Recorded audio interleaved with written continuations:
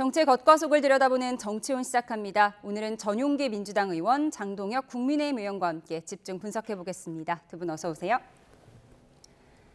네, 박찬대 민주당 원내대표와 권성동 국민의힘 원내대표가 오늘 나란히 퇴임 기자회견을 열었습니다. 먼저 보고 오겠습니다.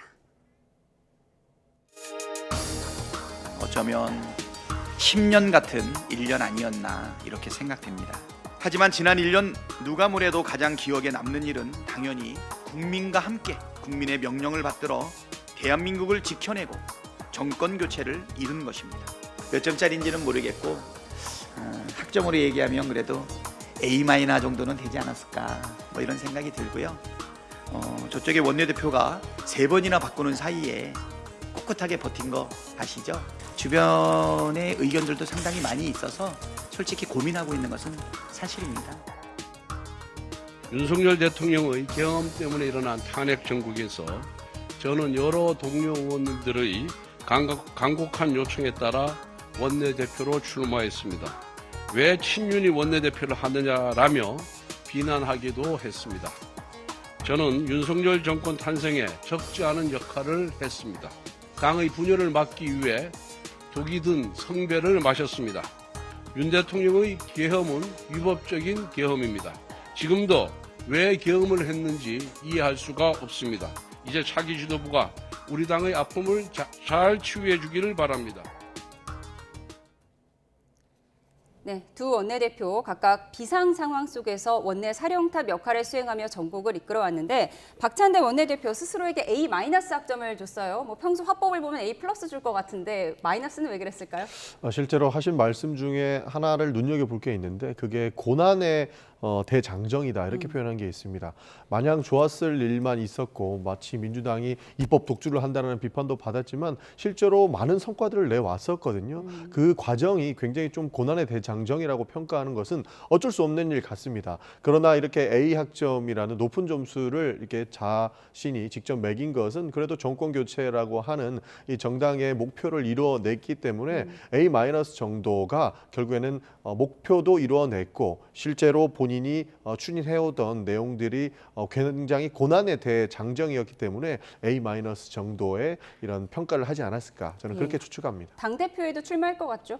실제로 고민하고 있다라는 말씀을 안 하실 줄 알았어요. 왜냐하면 평소 발언이라고 한다면 그리고 정치인의 일반적인 발언 수위라고 한다면 이렇게 출마를 시사하는 발언들은 출마를 결심했을 때나 하는 말씀들이거든요. 그렇기 때문에 저는 실질적으로 저렇게 말씀하실 거라고 생각을 못했는데 어느 정도 마음을 굳히셨는지 고민 중이다라고 말씀하신 것을 보고 출마할 수도 있겠다라고 하는 생각을 가지게 됐습니다. 예. 그런가 하면 권성동 원내대표의 기자회견 내용은 핵심이 두 가지인 것 같습니다. 당의 화합을 위해서 독이 든 성배를 마셨다. 그리고 윤 전 대통령의 계엄을 이해할 수 없다. 이 두 가지 발언이 좀 주목이 되는데요. 계엄은 뭐 누구나 다 아시는 것처럼 국민의힘으로서는 참 어려운 사건입니다. 그 과정을 거치면서 또 탄핵 과정을 거치면서 양쪽으로부터 계속 비판과 비난을 받아왔습니다. 그럼에도 불구하고 국민들을 바라보면서 거기에서 균형을 잡으려고 노력을 했고 그러다 보니까 양쪽에서 비난을 받으면서 독이 든 성배였다. 그리고 어떤 결과가 나오더라도 좋은 평가를 받기 힘든 그런 상황이었기 때문에 그렇게 표현하신 것 같고 이제는 그런 여러 아픔들을 딛고 우리가 통합해서 하나로 나아가야 된다는 마지막 부탁을 하는 것으로 원내대표직을 내려놓으신 것 같습니다. 예, 두 원내 사령탑의 고별 기자회견을 한번 훑어봤습니다. 그런가 하면 민주당 일부 의원들이 어제 검찰개혁 법안들을 내놨는데요. 검찰청을 없애고 공소청과 중대범죄수사청을 만드는 내용입니다. 영상으로 한번 정리해드리겠습니다. 네, 만약 이 법안들이 국회를 통과한다면 검찰청은 공소청으로 이름을 바꾸고 영장 청구, 기소, 공소 유지만 담당합니다. 직접 수사를 할 수 없다는 게 핵심이죠. 검찰 수사권은 행정안전부 산하에 신설된 중대범죄수사청이 넘겨받게 됩니다. 중수청은 검찰이 수사하던 7개의 범죄에 더해서 내란, 외환죄까지 수사하게 됩니다. 법안을 발의한 민영대 의원 목소리 듣고 오시죠. 국민의 명령을 받들어서 검찰청을 폐지하겠습니다. 검찰의 수사권과 기소권을 분리하기 위해 행정안전부 산하에 중대범죄수사청을 신설하여 수사력을 더욱 강화하겠습니다. 그리고 법무부 산하에는 공소청을 신설해 대한민국에서 더는 표적 수사, 하명 수사, 정치적 수사라는 단어가 쓰이지 않도록 하겠습니다. 이를 통해 국민의 검찰이 아닌 검사의 검찰이 폐쇄적이고 특권적인 조직 문화 속에서 더 이상 대한민국을 검찰 공화국으로 지배할 수 없도록 만들겠습니다. 네, 한동훈 전 국민의힘 대표, 할례를 제대로 하는 검찰을 두려워해야 하는 것은 범죄자뿐이다. 이재명 정부판 문화혁명의 시작이라고 비판하는 등 국민의힘은 검찰이 이재명 대통령에 대해 수사한 것에 대한 보복이자 법치 파괴라고 반발했는데요. 들어보시죠.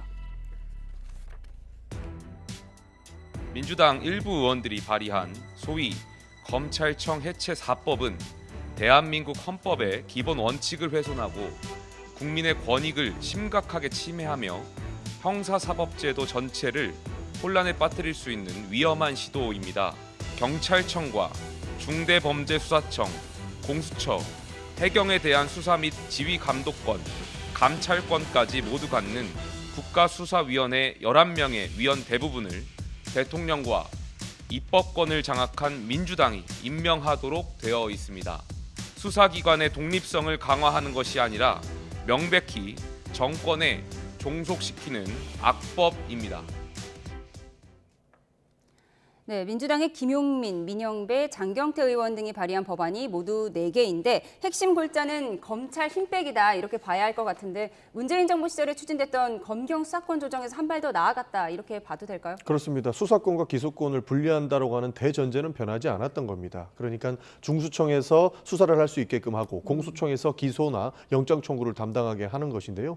기본적으로 문재인 정부에서 실패했던 개혁입니다. 그리고 윤석열 정부가 들어오고 나서 한동훈 법무부 장관 내에서 대통령령까지 개정하면서 본인들이 다시 수사권을 가지고자 하는 그런 야욕을 드러냈던 법입니다.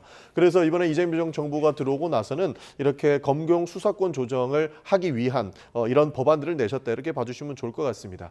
일각에서는 수사 역량이 부족한 상황 그리고 수사에서의 혼란을 가지고 올 것이다 이런 말씀을 하시는데 이 부분은 깊게 들여다보지 않고 일부러 비판적인 시각에서 보는 거라고 저는 생각을 합니다. 그 이유가 기본적으로 검찰 내부에서 수사하는 사람들은 수사관들이지 않습니까? 수천 명의 수사관들은 인사이동을 통해서 중앙수사본부에서 수사를 할 수 있는 것이고 여기서 수사 지휘를 검사가 할 것이냐 아니면 중수청에서 할 것이냐 이 차이만 있는 건데 검사가 만물로는 아니지 않습니까? 수사 지휘를 굳이 검사가 하지 않더라도 수사 역량이 있는 기존의 수사관들은 충분히 중앙수사본부에서 수사를 할 수 있다.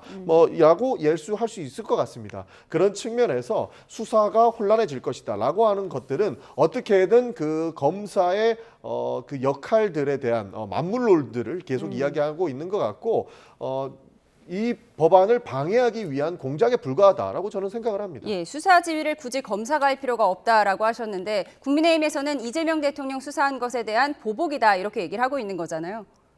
저는 이 개혁을 국민의 명령이라고 표현하는 것은 적절치 않은 것 같습니다. 이재명 대통령이 취임한 그날 바로 대법관 증언하는 법안을 법사위에서 통과시켰습니다. 그리고 그것을 대법원에서조차 반대하면서 지금 속도를 조절하겠다고 하고 있습니다. 검찰개혁이 필요하다고 하는 거에 대해서는 국민들이 상당 부분 공감하는 부분이 있을 것입니다. 저도 검찰개혁이 필요하다고 하는 것에 대해서는 공감을 합니다. 그리고 검찰의 정치적 중립성을 더 높여야 된다고 하는 것에 대해서도 공감을 합니다. 그러나 이렇게 사법부나 수사제도의 근간을 흔들면서 근본적인 제도개혁을 하는 데 있어서는 민주당만의 생각이 아니라 저는 국민의 생각을 물어야 되고 그리고 전문가의 생각도 들어서 차분하게 해야 된다고 생각합니다. 이런 제도는 오래 지속되는데 정권은 유한합니다. 정권의 입맛에 따라서 아니면 정권의 필요에 따라서 제도를 잘못 바꾸게 되면 그 피해는 오롯이 국민에게 돌아갈 것입니다. 국민에게 묻고 수기하는 과정이 반드시 필요하다고 생각합니다. 현실적으로 지금 국민의힘에서 막을 방안이 없어 보이는데 어떤 대안을 갖고 계신지요? 그렇기 때문에 더더욱 문제라고 생각합니다. 그동안은 여러 가지 국회를 일방적으로 운영하면서 민주당이 뭐라고 이야기했냐면 우리가 탄핵 소추안을 30번 넘게 발의하고 특검안을 몇십 번 발의했지만 결국은 대통령의 제2요구권 앞에서 항상 무너지지 않았냐, 부딪히지 않았냐라고 이야기하는데 이제는 제2구권도 없고 190석 가까운 여당이 통과시킨다면 그리고 일부 야당이 힘을 합쳐서 통과시킨다면 이런 법안들과 제도를 바꾸는 것을 막을 방법도 없습니다. 그렇다면 이렇게 한번 잘못된 것은 되돌이킬 수 없기 때문에 보다 더 신중해야 될 필요가 있다고 생각합니다. 이 검찰 개혁이 너무 급하게 진행되는 것 아니냐는 비판을 하실 수는 있겠으나 9월까지 처리하겠다 이런 계획이 나오는 것 그렇습니다. 같아요. 지금은 9월까지 처리를 하겠다고 하는 건데 이 검찰 개혁 법안은 저는 굉장히 쾌쾌묵었다고 생각을 합니다. 기본적으로 노무현 정권 때부터 검찰 개혁에 대한 열망들이 올라온 것이고 그것을 문재인 정부에 이룩하려고 했는데 결국에는 실패로 돌아갔죠. 그래서 그 20년 넘게 묵은 검찰 개혁을 이재명 정부에서는 반드시 해야겠다라고 하는 것이 저희는 국민의 명령이라고 느꼈기 때문에 국민의 명령이라고 말씀을 드리면서 검찰 개혁에 속도를 내겠다라는 것입니다.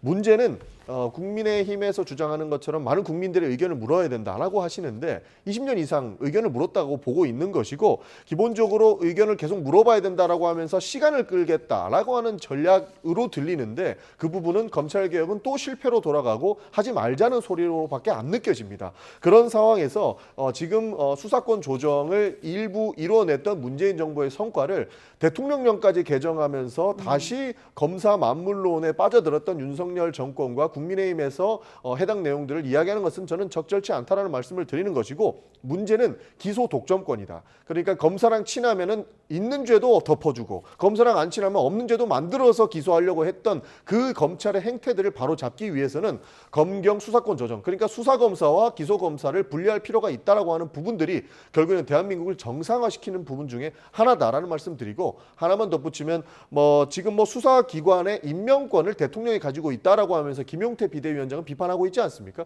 지금도 검찰총장은 대통령이 임명했습니다. 그러나 그 사람한테 모든 수사기관의 독점권을 가지게 되니 문제가 생기기 때문에 이 부분을 바로 잡고자 하는 것이라서 이것은 사실 비판을 할 수도 없는 부분인데 김용태 의원이 저는 말꼬리 잡기 하고 있다 이렇게도 느낍니다. 민주당이 묵은 거라고 말씀하시고 계속 오랫동안 논의되어 왔다고 말씀하시는데 그 논의에 국민들이 참여한 적은 없습니다. 우리 내부적으로만 논의를 했던 거고요.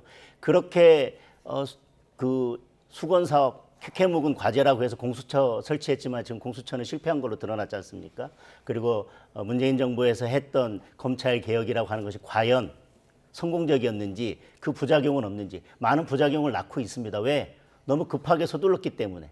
그래서 지금 속도를 조절하자라고 하는 거에 대해서 항상 민주당이 이야기하는 것은 충분히 논의했다. 무슨 정부 때부터 논의를 했다라고 하는데 그 논의에 국민들이 참여한 적은 없습니다.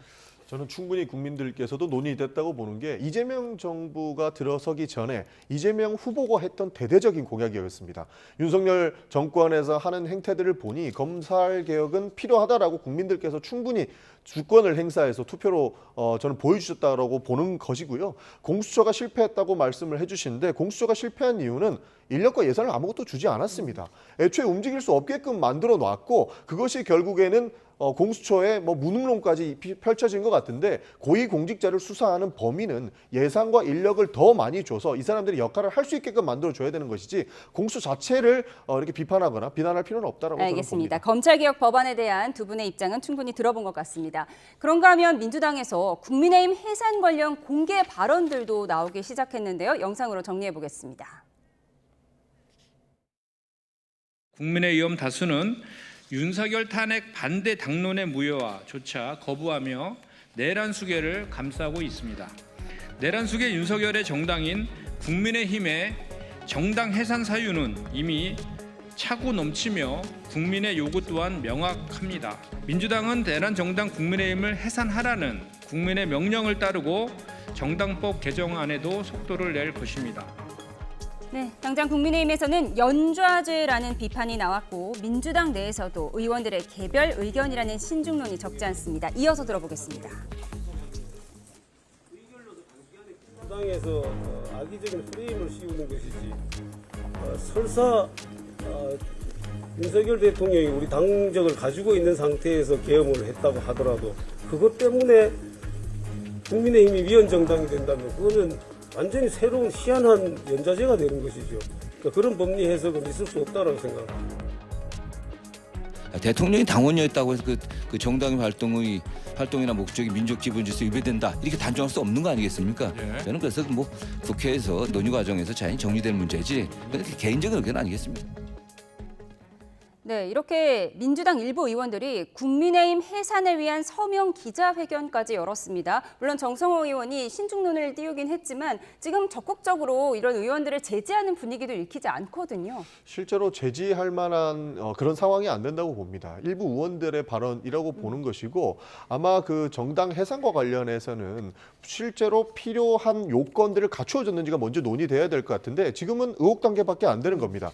그래서 내란 특검이 지금 진행되고 있는 것이고 여기에서 신중하게 봐야 될 부분들이 12.3 계엄에 실제로 국민의힘 지도부가 이 투표 그러니까 국회에서 계엄을 해제하기 위한 표결을 할 때 표결 방해 행위를 했는지 안 했는지 이것도 사실관계가 아직 나오지 않았거든요. 그렇기 때문에 아직까지는 섭부르다고 볼 수 있는 것이고 실제적 요건들이 갖춰지지 않았기 때문에 이 부분은 실질적으로 가능하지 않다고 보는 겁니다. 그렇기 때문에 개별 의견에 불과하다고 보는 것이고 개별 의원들의 의정 활동을 굳이 당 차원에서 제지할 그런 상황까지는 안 되는 것 같다. 요건도 형성되지 않았기 때문에 하지 않는 것이다. 이렇게 받아주시면 좋을 것 같습니다. 그런데 위헌정당 해산에 관해서는 사실 국민의힘이었던 홍준표 전 시장이 먼저 뛰었다 이렇게 볼 수도 있거든요.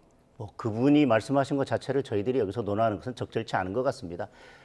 민주당 내에서 그래도 매우 합리적이라고 인정받고 있는 정성호 의원님 그리고 우리 전영기 의원님조차도 과연 그 요건이 지금 충족되는지 여부에 대해서 좀 더 살펴봐야 된다고 말씀하신 것처럼 지금 차고 넘친다 그러면서 말씀하신 게 탄핵 반대다. 지금도 탄핵 반대 당론을 취소하는 거에 대해서 반대하고 있으면서 뭐 내란을 옹호하고 있다 이렇게 얘기하고 있는데 그렇다면 결국은 탄핵 반대를 주장했던 많은 국민들 그리고 이번에 김문수 후보를 지지했던 41%의 국민들도 그러면 내란에 동조하고 있다는 것인지 탄핵을 반대한다는 것이 결국은 계엄을 옹호하는 것이 전혀 아니지 않습니까? 계엄은 잘못됐다 하더라도 그 문제를 해결하는 방식이 국론 분열을 가져오는 탄핵이라는 방법 말고도 다른 뭐 점진적 퇴진이라든지 개헌을 포함해서 그런 정치적인 해결 방법도 있기 때문에 다른 방법을 고민해 보자라고 이야기하는 것이지 탄핵 반대가 결국은 계엄 옹호다.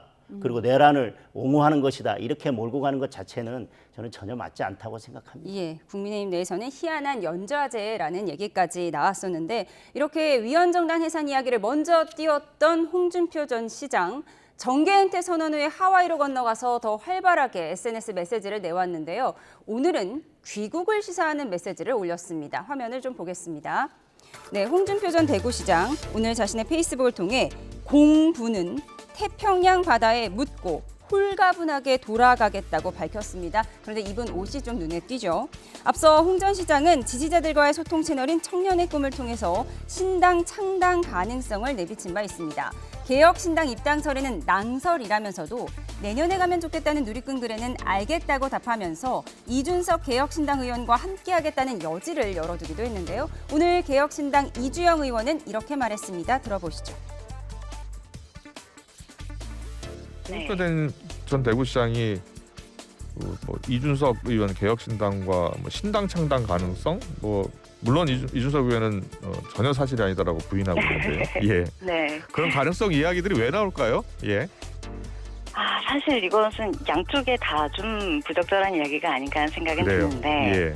또 한 번의 개혁신당 흔들기다. 저는 그렇게 봅니다. 왜냐하면 이것이 단일화 때도 똑같이 저희는 겪었다고 생각을 하거든요. 그렇군요. 이 개혁신당과 이 이준석 후보의 단독 정체성을 아직도 인정하지 않는다는 생각이 들고 네, 당사자들이 부인하고 있긴 한데 꾸준히 제기되고 있는 이준석, 홍준표의 신당 창당 가능성 어떻게 보고 계세요? 실제로 가능하지 않을까 싶습니다. 원래 홍준표 대구 전 시장 같은 경우에는 정치권을 떠나겠다라고 선언을 하시지 않았습니까? 그러나 본인들을 찾는 사람들이 많이 있었고 실제로 하와이까지 찾으러 오는 이런 상황이었기 때문에 전혀 정치권을 떠난 것 같지 않았죠? 그렇습니다. 정치권을 떠나지 않았고 실제로 옷 색깔을 무엇을 입었는지 그리고 페이스북에 본인이 프로필 사진을 바꾸고 바꾸면서도 옷 색깔을 바꾸는 진풍경을 보여줬었거든요. 그런 상황들을 여러 가지로 추측해봤을 때 전혀 정치권을 떠나지 않은 것 같다라는 평가가 저는 적절한 것 같습니다. 그런 차원에서 결국에 한국에 돌아와서는 정치적인 영향력을 평가하고 펼치려고 할 텐데 지금 국민의힘에 대한 서운함은 이루 말할 수 없을 정도일 것 같습니다. 기본적으로 그렇기 때문에 이준석 후보를 응원하고 김문수 후보를 비판하는 진풍경까지 볼 수 있었는데 그런 차원에서 와서 이준석 후보와 무언가를 도모할 수 있는 상황적 측면은 열려 있다라고 보는 겁니다. 정치는 생물이기 때문에 아니라고 하더라도 말을 뒤집고 나오는 정치인들을 굉장히 많이 보지 않았습니까? 그런 차원에서 충분히 가능성도 있다. 저는 그렇게 보고 있습니다. 그동안 페이스북 대문 사진에 넥타이가 빨강이냐 파랑이냐까지 화제가 되는 상황이었는데 오늘은 빨강 파랑이 섞인 옷을 입고 귀국을 시사했습니다. 근데 국민의힘에서도 지금 감정이 좋지는 않잖아요. 감정이 뭐 좋고 나쁘다고 말씀드릴 수는 없을 것 같습니다. 정계를 떠나느냐 마느냐와 관계없이 그래도 국민의힘에서 그 보수 정당에서 오랫동안 정치를 하셨고 당대표도 하셨고 당의 공천을 받아서 여러 직에도 출마를 하셔서 당선도 되셨습니다. 그런 여러 가지 이유 때문에 대선 과정에서는 그래도 김문수 후보를 끝까지 도와달라고 말씀을 드렸지만 적극 도움은 주지 않으셨습니다. 그리고 이제 지금 와서 다른 여러 가지 말씀들을 하고 계신데 그 서운함은 알겠지만 여러 가지 가능성은 열려 있고 정치가 생물이기 때문에 모든 가능성이 열려 있다는 일반론은 당연히 굳이 얘기할 필요가 없을 것 같고요. 정계에는 복귀하실 것 같습니다. 그러나 신당 창당이나 개혁신당과의 연대나 이런 부분들은 아직 논의의 단계라고 생각합니다. 예, 홍준표 전 시장 오늘 귀국을 시사했는데 돌아와서 신당 창당을 할지 국민의힘을 돌아가는 그런 상황이 될지 한번 지켜보도록 하겠습니다.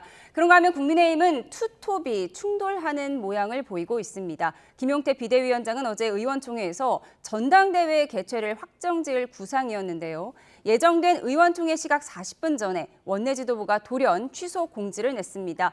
개혁안을 둘러싼 힘겨루기 양상 영상으로 정리했습니다.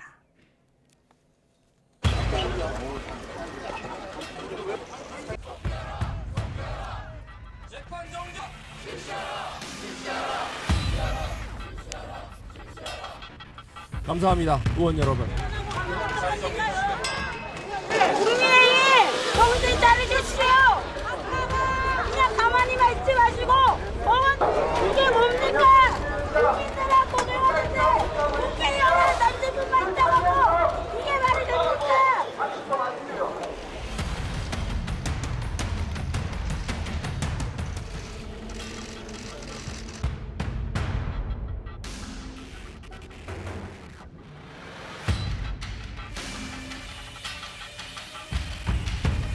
갈등이나 분쟁이 있는 것처럼 비칠 소지가 크기 때문에 의원총회가 취소된 것에 대해서 사전에 비대위원장한테 연락도 없었고 알림으로 통보받은 것에 대해서 굉장히 유감스럽다는 말씀을 드립니다. 당시 지금 의원으로서 내일 출석해서 연담 조사가 예정되어 있습니다. 저부터 상무감사를 받을 것이고요. 이재명 대통령께 법치란 무엇인지 법치의 준엄함을 보여드릴 수 있도록 하겠습니다.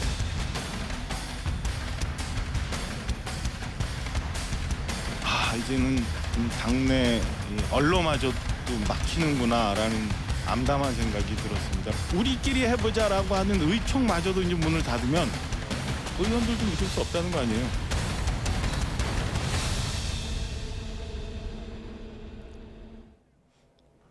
박정화 의원은 지금 국민의힘 상황이 고구마 몇 개 먹은 듯이 답답하다 이렇게 얘기했는데 사실 비대위원장이 의원총회 취소 공지를 문자로만 받았다. 이 부분을 두고 당내 갈등이 너무 심해지는 거 아니냐 이런 분석도 나오는데 실제로 어떻습니까? 지금 의원총회 취소한 것을 두고는 여러 가지 말들이 오고 가는 것 같습니다. 그런데 저희들이 대선에 패배하고 나서 책임 그리고 변화 이런 것들을 약속했습니다. 그리고 반성. 그런데 의원총회를 할 때마다 그런 책임지는 모습이나 반성하는 모습보다는 또 당권을 두고 싸우는 모습이나 여러 가지 국민들께 오히려 좋지 않은 모습으로 비춰지면서 결론은 내지 못하고 계속 같은 내용들만 반복되기 때문에 원내 지도부로서는 그런 결정을 한 게 아닌가 싶습니다. 그러나 지금 우리가 대선에서 패배하고 우리 당이 완전히 새롭게 거듭나야 되고 그러면서 국민들께 책임지고 반성하는 모습 변화된 모습을 보여줘야 되기 때문에 어떤 장이든 치열하게 우리가 의논하고 서로 의견을 교환하고 또 서로 뭐 좀 갈등이 표출되더라도 그런 과정을 거쳐서 우리가 새롭게 변화되기 때문에 언로를 열어둬야 된다라고 하는 의견에는 저도 공감을 합니다. 네, 그러니까 김용태 혁신안을 받을 것인지 말 것인지 16일에 새 원내대표가 뽑히고 나면 그때 가서 결정하자 이런 의미인 것 같은데 이 부분에 대해서 지금 박정화 의원도 그렇고 우리가 지금 16일까지 기다릴 처지가 아니다 이런 얘기도 나오거든요. 그런데 그 논의는 결국은 원내대표가 새롭게 선출이 되면 다시 논의가 처음부터 새로 시작돼야 되는 부분들도 상당히 있습니다. 따라서 우리가 지금 계속 논의만 하고 결론도 내지 못하고 그리고 많은 의원님들은 그중에 지금 혁신안 중에 대부분은 다음 원내대표가 결정해야 되는 문제들도 포함되어 있기 때문에 그때 가서 결정하자라고 이야기를 하고 있습니다. 그런데 지금 결정을 해놔도 새로운 원내대표가 되면 비대위원장 임기를 어떻게 할 것인지 뭐 이런 것들은 다시 논의를 해야 되는 문제고 새로운 원내대표에게 권한이 있습니다. 그래서 결론도 내지 못하고 논의만 하고 국민들께는 계속 우리가 분열 양상만 보이는 것처럼 보이는 것보다는 조금 며칠 시간을 두고 결론을 내자라고 하는 원내 지도부의 고민도 저는 뭐 공감이 가는 부분도 있습니다. 예, 분열된 모습을 보이지 않기 위해서 의원총회는 잠시 보류하자 이런 의견이었던 것 같은데 당 밖에서는 어떻게 보이세요? 더 분란이 큰 것처럼 보이게 됐죠. 실제로 누군가는 권력을 지키기 위해서 무언가 술수를 쓰고 있다 이렇게도 보입니다. 기존의 여의도 문법 같은 경우에도 시간을 끌고 결국에 결정을 늦게 하면 할수록 기존의 조직을 확보하고 있는 사람이 당권을 획득하기 마련입니다. 그런 측면에서 봤을 때 충분히 누군가에게 결정을 미루는 듯한 모습을 보이고 있는 것이고 여러 가지 의원들에 대한 의견을 듣는 시간조차 축소시키다 보면 또 준비된 사람, 그러니까 기존의 원내대표를 한번 했거나 조직을 가지고 있는 사람들이 다시 한번 권력을 획득하기가 쉬운 것이죠. 그러다 보니 저런 모습을 보이고 있는 것 아닌가 하는 의심이 충분히 가능한 것 같습니다. 그런 차원에서 김용태 혁신안을 두고 분쟁이 있다면 오히려 이야기를 들어보고 결론을 못 내리더라도 충분히 서로에게 호소할 수 있는 시간을 주는 것이 국민들이 봤을 때에도 민주적 정당의 바른 모습이었을 텐데 지금 이렇게 논의의 장소도 없애버리고 그리고 결론까지 미루면서 또다시 과거 정치사를 되풀이하는 모습들을 저는 굉장히 좀 안타깝게 지켜보고 있는 입장입니다. 그런 차원에서 국민의힘에서도 빠르게 이런 논란에서 벗어나야 함께 국정을 논의할 수 있지 않을까 하는 말씀까지 드리고 싶습니다. 그런데 논의가 부족했다는 건 좀 다른 문제인데 얼마큼 해야 충분한 논의 시간을 준 거냐. 선수별로 충분히 논의를 했고 의원총회에서 많은 논의가 있었습니다. 그래서 뭐 의견 제시할 수 있는 부분은 거의 다 제시가 됐다고 보고 마지막 결론을 내기 위한 의원총회를 열려고 했던 건데 결론을 낸다 하더라도 그중에 또 상당 부분은 다시 원내대표가 선출되면 재논의를 해야 되는 부분들이기 때문에 또 그런 결정을 할 수밖에 없었다는 점도 고려돼야 될 것 같습니다. 결국 이 같은 당내 갈등은 새 원내 지도부가 꾸려져야 해결될지 말지 그 부분이 나올 것 같은데 누가 원내대표의 출사표를 던졌을까요? 먼저 화면으로 보고 오시죠. 이번 선거는 보수 재건을 위한 첫 시험대입니다. 수도권을 대표하는 새로운 인물, 바로 저 김성원이 우리 국민의 힘을 이끌어야 합니다. 국민의힘 원내대표 자리가 영광스러운 자리였다고 하면은 나서지 않았을 겁니다. 맨발로 가시밭길을 걷는 자리고 그 험난한 길을 헤쳐나가기 위해 제가 희생하고 가장 앞장서서 나가도록 하겠습니다. 이제 국민들께서는 우리 국민의힘의 분명한 변화와 진정한 쇄신을 요구하고 있습니다. 갈등과 암투에 지친 정치는 더 이상 원하지 않습니다. 저는 국회 기획재정위원장과 원내 수석 부대표로서 절대다수 의석을 가진 더불어민주당과 치열하게 맞서온 경험이 있습니다. 당의 변화와 쇄신을 이끌 든든한 밑거름이 되겠습니다.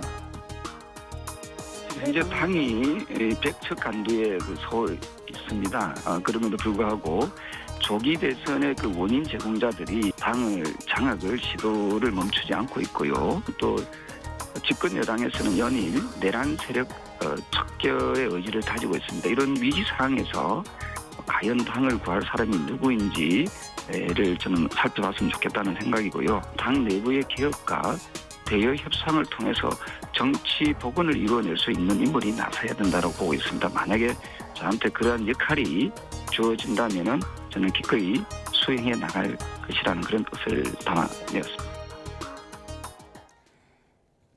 네, 국민의힘 내분을 해결할 원내대표 선거에는 김성원, 송원석 의원이 출사표를 던졌고요. 조경태 의원도 오늘 라디오 인터뷰에서 출사 의사를 다소 밝히기도 했는데 김성원, 송원석 의원은 개파색이 였다 이렇게 평가를 받고 있죠. 네, 그렇습니다. 송원석 의원님 같은 경우에는 완전히 친윤으로 분류되는 것도 아니고 여지껏 어떤 개파에 치우쳐서 의정활동을 해온 분이 아니기 때문에 개파색이 였다고 할 수 있습니다. 김성원 의원님 같은 경우에는 한동훈 전 대표와 뜻을 같이 하는 의원으로 분류되기도 하는데 그동안 의정 활동을 보면 그래도 중립적으로 합리적으로 의정 활동을 해왔다고 할 수 있을 것 같습니다. 네, 아무래도 친윤 친한파의 개파 갈등으로 비춰지면 안 된다고 우려하는 의원님들이 많이 계시더라고요. 네네. 어느 분이 가장 유리할 거라고 보세요? 지금은 투표를 해야 되기 때문에 네. 선거 전이라서 어떤 분이 유리할지 불리할지는 원내대표 선거가 가장 예측하기 힘들다고 하더라고요. 그렇습니다. 네. 예, 그래서 지금 당내 상황을 너무나 잘 알고 있기 때문에 이 위기를 수습할 수 있는 가장 적합한 분이 원내대표가 될 것 같습니다. 예, 저희가 지금 새로운 화면이 들어와서 한 가지 보도록 하겠습니다. 이재명 대통령이 한강 홍수 통제소를 방문했는데요. 그 화면을 좀 보여주시죠. 네. 이재명 대통령이 한강 홍수 통제소를 방문해서 장마 대비 점검에 나섰고요. 그리고 수해 대비 현장 점검을 나서면서 지금 관계자들을 격려하는 화면으로 보입니다. 네, 전영기 의원님, 오늘 일정을 좀 설명해 주실까요? 오늘 일정은 기본적으로 한반도에 닥칠 앞으로의 장마철의 수해를 대비하기 위한 그런 일정으로 보시면 좋을 것 같습니다.